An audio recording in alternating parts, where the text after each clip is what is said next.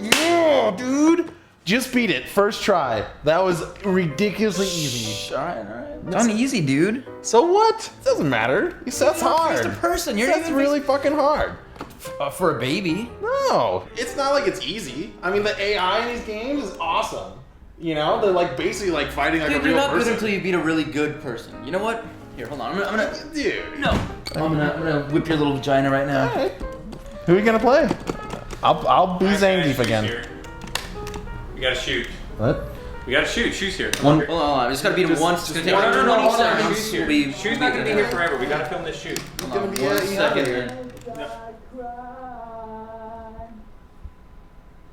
Whatever. Come on, get your shit together. Alright, alright. Why must I cry? Why must I cry? Why must I cry? Why must I cry? Tell me why. Why must I cry? Yo, Fresh. Hey, man. What's up? Hey, I need a camera. Camera. Do you have some batteries? Batteries. Batteries. I have batteries. Awesome. Okay, thank you much, sir. Alright, think that's gonna be it. Cool, Great, thanks, good bye. luck. Oh, shit. Tape. What? Do you have a tape? Tapes. I forgot to get tapes. Oh. I didn't go to the store to get tapes. Tape. Oh, yeah, the tape. Nice. Thank alright. you. Just, it's fine. Just you rewind it all the way to the beginning first. Sloppy seconds, huh? Yeah. Just rewind. It's fine. I only used it once. You know, time Right. code breaks and kind of drop frames, you know, when you use tapes twice. I'll get more tapes. Just Alright. rewind that all the way to the beginning. Alright. Just Well, we'll make do. rewind it all the way. Be kind, rewind. Please. So when you were a kid and you were playing Street Fighter 2 for the first time, tell me all about the crazy mispronunciations that would go down at your arcade. Ryu. We'd start with that because no one called him Ryu. Guile was a weird one. I called him Guile. There was like Gile, Blanca. People called him Blanca. Yeah. I don't know. I still call him Ryu. I know better which way, but His name is Ryu. he's always gonna be Ryu, yeah. And Yeah. my wife, whenever I say it, she's like, "What the hell are you calling him Ryu for?" You know, if there was a game character in Japan called Mike, what would you think if we were calling him BK? Round one, fight! Street Fighter 2 was my life when I was a 6th grader. My friends and I would find whatever the newest Pizza Hut or this place at the mall just got a new Champion Edition machine. We got to get there before the joysticks are screwed up because Right. too many people had played with it. All the buttons work on this machine, so this is the one we got to go to. That was what we did for probably 2 years of my life. Yeah, and that's unbeatable. I mean, to be able to play it with people around you all the time, people who are equally into it. Start playing at 7 o'clock. Next time you look at the clock, it's like 10:30. You're by like, match 126, and you haven't said a word to your friend in like 2 hours. Yeah.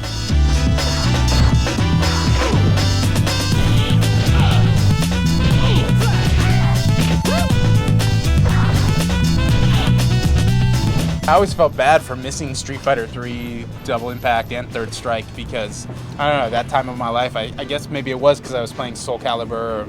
Since then, I have played it a couple times, and every time I play it, I'm like, man, I should get into this game. But it's such a huge time investment. It was nice to have a game like Street Fighter 4 where you can basically play it like Street Fighter 2 on some level. Right. And it's fun, instantly. Will the tide of battle turn? Fight! Hadouken! Hadouken! Hadouken! Hadouken! Hadouken! Hadouken! Think back to older Street Fighter games, like, even Alpha 3, which wasn't as exclusive in terms of its mechanics as Street Fighter 3, right? Mm-hmm. There was still some pretty hardcore stuff in there, like remember the Alpha counters, you had to have very precise timing in order to execute that. a lot of the crazy Vism chains, you know, that was one of the special modes that you could pick a character selection that governed how your specials worked. The thing that I like most about Street Fighter 4 is that there's a lot of stuff in there that kind of allows for a lot of variety within a character's broad set of moves, but it's a lot easier to execute this time. Pretty much every special move in the game, with a few exceptions, you could do an EX version of, and it just kind of flips up the properties in sometimes really significant ways. If you look at Akuma, he's kind of got the Shin Akuma moves. Like if you do a EX version of the air fireball, it's a double fireball. Totally. Or a Sonic Boom from Guile that's like ultra fast when you do the EX version of it. Sonic Boom!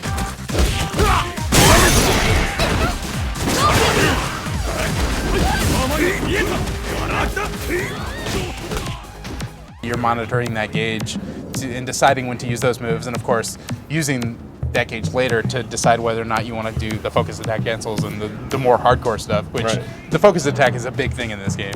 If you press the buttons, you do like a strong move. If you hold them down, you can make it unblockable. It's got three states. The focus attack dash cancels, where you start the move and then you dash out of it and it cancels it, and that's cool for changing up the gameplay.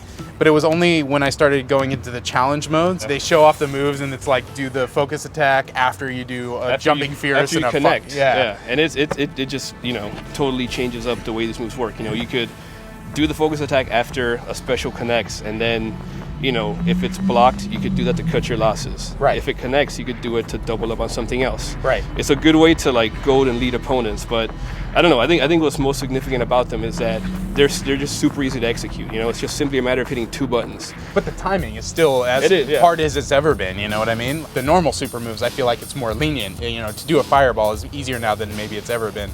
But to do a focus attack dash cancel amid a combo, that is just as hard as it's ever been in a Street Fighter game.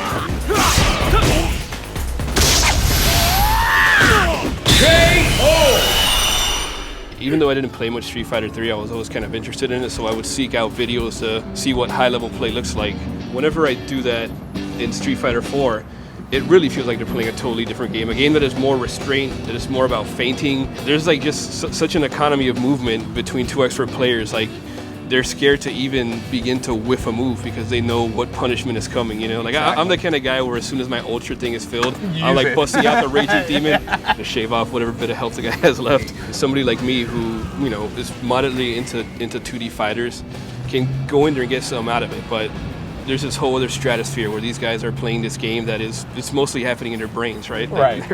Just dashing, to me, really changes up the gameplay from Street Fighter 2. I'll try to dash because I see all the cool players dashing, and then I get hit by a fireball because of it or something. That's totally a phenomenon of fighting games, though, isn't it? Right? Like, you get it in your mind that you want to execute a specific combo, or you want to incorporate, a specific strategy into your play, and you do that to the detriment of everything else. It's like playing sensibly. Because of the simplicity of the base set of moves, like you can go look at the move list and learn all 4 of the super moves for that character, or whatever, Quickly incorporating that into your play and learning when the best timing is to use them. It's so different than playing a game like Soul Calibur or Tekken, where you look at the move list and there's like 100 moves to learn. To learn one character is such a big investment. I want to learn to play every single character in this game, and I've at least played with every character, and I definitely don't do that in Soul Calibur.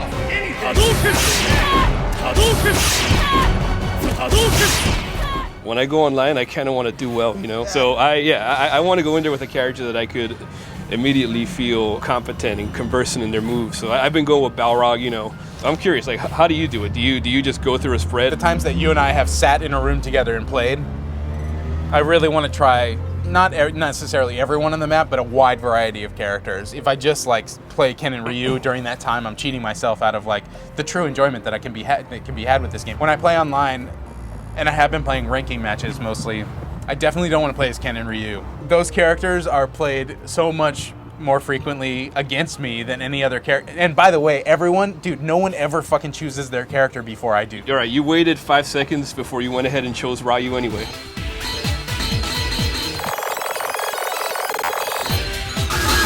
You have the same hang up that I do. The fact that a lot of these characters in the game are kind of like console bonuses, it makes it hard for me to take them seriously. My perception being that they Or weren't weaker or something. not weaker, but they weren't balanced to like be taken seriously in the context of like whatever this competition I'm never going to participate in. Like, does that affect you? I've never liked Cammy in any game that she's been in, but I play her here and it's fun for me. Like, I don't know what they tweaked, what they did, or if she was always that cool, but for whatever reason, like, I enjoy playing her here. I enjoy playing Fei Long here, and I never did before, because I don't feel that those characters had less effort put into them. Yeah, I am somewhat disappointed by the fact that some characters are locked. I really don't like the They should all be unlocked from the get-go, right? Yeah, Like, I don't that- like unlocking that's a joke. characters. It's not fun. I'm totally fine with them locking away content, but I'd rather it be the costumes, the backgrounds, extra art, like that dumb stuff. Like, the gameplay shouldn't really be affected by the fact that I haven't played the single player for a while when it's such a multiplayer focused game.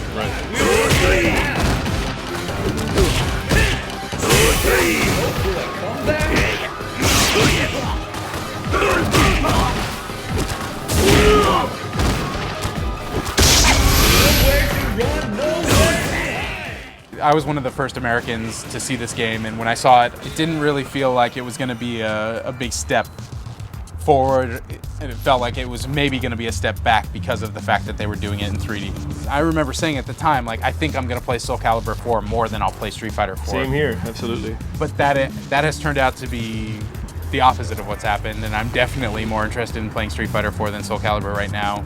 There's been this urge since it came out for me, when the moment I wake up in the morning, to get online and keep hitting the ranking match thing over and over and over until I can find a good match, hop in and play, and I can always just do one more. Playing this online, you know, that whole routine where you're just like trying to go for one more, it totally harkens back to those moments at the arcade where, you know, you're gonna be 10 minutes late to going back to school, but you're gonna just drop another quarter in and get in there. Yep.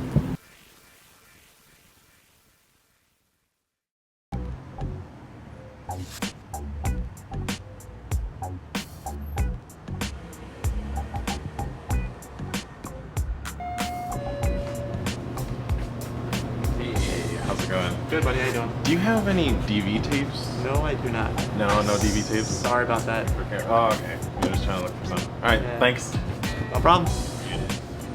Hey, they don't have any DV tapes, dude. Hey, We have to use the old one. let me ask you a question. Who do you think would win in a Street Fighter match? Stevie Wonder or Ray Charles? Aren't they both dead? Ray Charles. That's why you're an amateur, dude. Stevie Wonder would fully kick his ass. I'm getting a call. So random. Yeah, we're outside. Come meet us. Where are you? Oh, right here. Hey, what's up, dude? Hey! Where's Rob? Took off. This Little is bitch ran Shu. Have away. you met Dan Shu? Dan Shu, big fan. How's it going? What's up, man? So did you play Lost in the Damned? Dude, I finished it last night. Oh, hell yeah. It's pretty good for DLC, huh? Yeah, it's amazing how, you know, it's so expensive, but you feel like, all right, that was totally worth it. It's high production values. It's like professional quality acting. The cinemas are cut really well. And you just remember, it's like, man, the character development there, it's like so much deeper than what you're used to getting in any kind of, even like a full-fledged game. I think the thing that stood out to me was that they're bad guys. Like, all of the GTA characters, of course, they're killers, right? Or, I mean, the main characters of the GTA games. Yeah. But, like, Billy is a total asshole the entire time. From the moment you meet him, like, I wanted that guy dead. Hey! Good to see you, Bill. Man, I thought you was dead. Jim, start up the bike. Whoa! Hold on. Wait! Please! No! Where is my bike? Speak, you ugly fuck! Okay, listen. The Angels of Death took it to that place in Northwood. What the fucking Angels of Death? Thank you. Yes. So this is funny because in the beginning, I actually thought for a moment, I'm like, I'm going to be Billy because I'm going to be the leader of the group. I thought the same thing. But I liked Billy. I'm like, this guy's a crazy son of a bitch. This guy is a grumpy, jaded, just a whiny little bitch. The whole time, he like, was a whiny yeah, bitch. he's I like, didn't want to like him the whole time. I didn't want to. That's why I thought the same thing. I was like, oh, Billy's a real badass. You guys are, all right, well, I guess that says something about the difference in personality that, like, you guys have and that I have. Like, I immediately saw that character and was like, this guy is like bad for business. He's bad for like he's bad. He's Biker gang. But that's what I mean. Like, I feel like this game's interesting because it even there are a bunch of jokes about how there are these like relics from the 60s, like, oh, you're just some biker. Bikers don't even exist anymore. So it's like, to me, it was about how if you were going to try to modernize a bike gang, what it would take to do it.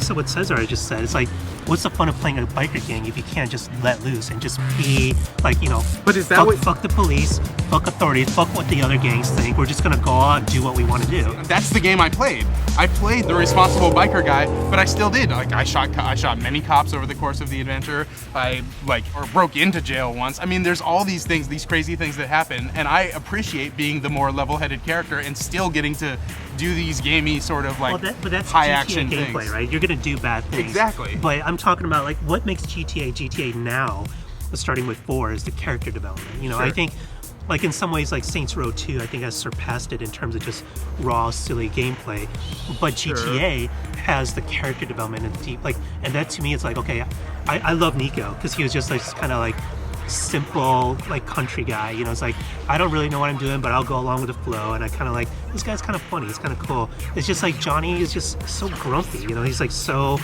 like he's Mr. Not Fun. Actually, it's the GTA always seems to be the kind of the immigrant story or the rags to riches story, right? It always is like, whether you're in Vice City and you're building up like from a small time drug lord to like the Tony Montana, or whether you're the immigrant building up his empire, it always seems to be this like rise, right? Well, what was cool about Lost in the Dam for me was that you started out in your place already. Like, yeah, you do become a bigger part in the gang, but you start out with like these responsibilities, and you have to like kind of keep them. Not only that, like GTA 4, the original GTA 4 had like all these side quests, like all the TV stuff, all the internet stuff, keeping all your friends happy and all this crap.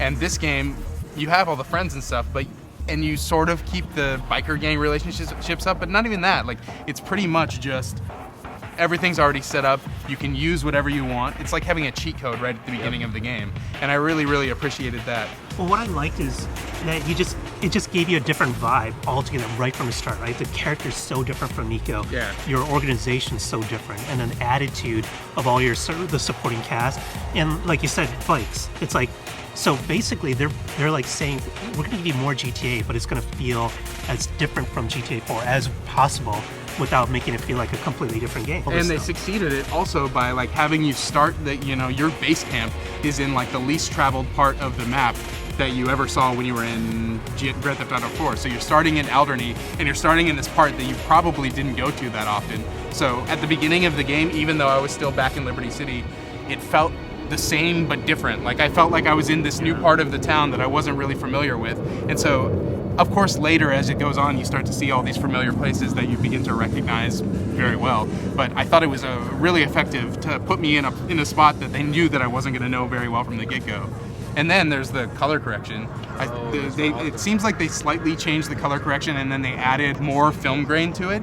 And I think the game looks just incredible, like way better than GTA 4. And I think the lip syncing is better on the characters, and the dialogue is better. So the overall production of it from the get-go just feels like a step up from Grand Theft Auto 4 to me. So the interesting thing is the grain I found is actually optional. You can actually go in and turn that off. My question is, was it in Grand Theft Auto 4? No, it wasn't. It was like it especially when it's raining and it's gritty and you're riding. It's like this almost like taxi driver-ish Scorsese feel. That's like super dark. It's like you're Travis Bickle fucking running through this dark, dirty city. It feels way dirtier.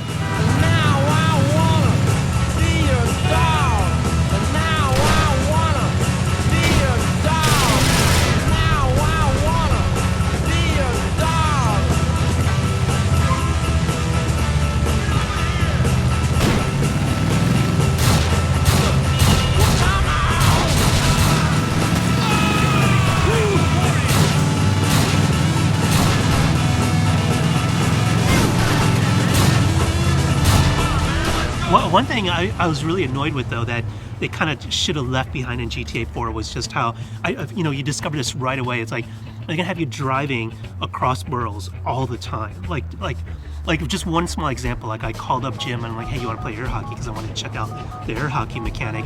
And it's like, I looked at the map and it's like, why did you have to put the only air hockey place available to me, like across the bridge, all the way over here? And it just seems like there's a lot of needless driving in the game. Like, yeah, if you die, you can shortcut right back into the mission. Those trip skip kind of things. Yeah, you can take a taxi. But a lot of times you just have to, from point A to point B, you have to take these long, painfully long drives. And I'm just like, I'll hand the controller to my girlfriend because she doesn't mind driving. Like, you get me there, I'm gonna go get a snack and then tell me when you get there. I totally understand your complaint if I didn't like the driving, but like, I never took a taxi once. I only restarted missions when it would like not take away too much of my cash. So I drove everywhere. I did every side mission. Like, I drove a lot in the game, and it's the part that I like the best. Yeah, the physics are really good, but there's still a lot of quirks that I find that are still like there. The GTA quirks, like there are times like when I've been in a race and I hit a curb and my guy just does like a 360 in the air and it's still really annoying, you know? I still would argue that like those are problems that any developer is going to run into when they try to make a game as open and large as Grand Theft Auto, and the good outweighs the bad in this case. Like for every quirk that you get, there's something that's more amazing. Like little things, like I would be driving into a warehouse and all of a sudden, like, for whatever reason, be pulled out of the world and just be a guy sitting looking at a video game and going like, dude, can you believe how much detail there is in just this one space? Like, there's a fence there that's got some pipes behind it, and then, two guys talking and having lunch, and then this building behind it that looks completely unique. Like, there's no one that can make an open world like Rockstar North is. And if there is, I want to play that game because I haven't played it yet.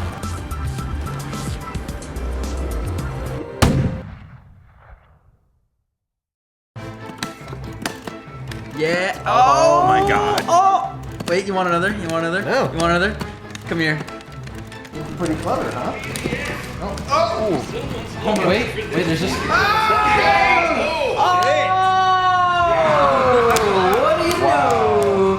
What do they call it when you don't get hit or nobody touches you? Oh, that's right, it's a perfect. Yep. Oh, that's right. Yeah, that's great. Yeah, that's right, clap. Maybe if you play the shit out of this game. Clap for me, that's right. Yeah. All Yep, over fuck your this. face. That's it. Yeah, I'm like out. that. Yep.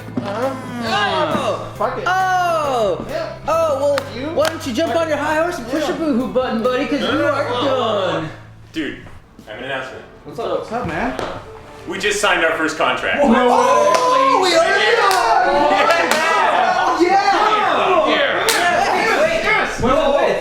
Oh shit. Exactly who we wanted. What? No. Tell me why must I